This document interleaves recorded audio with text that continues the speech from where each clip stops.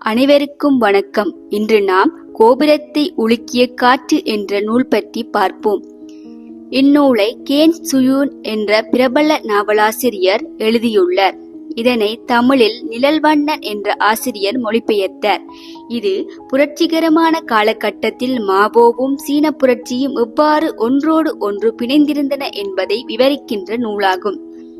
மாவோ December 26, 1893 தொடக்கம் September 9, 1976 வரையான காலப்பகுதியில் வாழ்ந்த சீன மார்க்சிய கொள்கையாளர், போர் வீரர், கவிஞர் மற்றும் ராஜதந்திரி ஆவார். இவர் எளிய விவசாய குடும்பத்தில் பிறந்தவர். இளமையில் 6 மாத காலம் இராணுவ அனுபவம் பெற்றார்.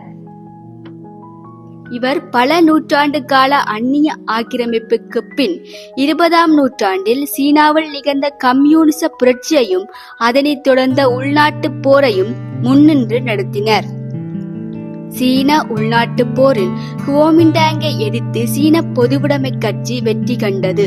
இதன் பின் அக்டோபர் 1, 1949ஆம் ஆண்டு பண்பாட்டு முக்கியத்துவம் வாய்ந்த பெய்யிங் தியனமென் சதுக்கத்தில் இருந்து சீன மக்கள் குடியரசு நிறுவப்படுவதை மாவோ அறிவித்தார். 1935இல் மாவோவின் வாழ்க்கை பிரிக்க முடியாத அளவுக்கு சீன புரட்சியோடு இரண்டர கலந்தது. அவர் தனது வேலையோடு ஒன்றிப் போனார்.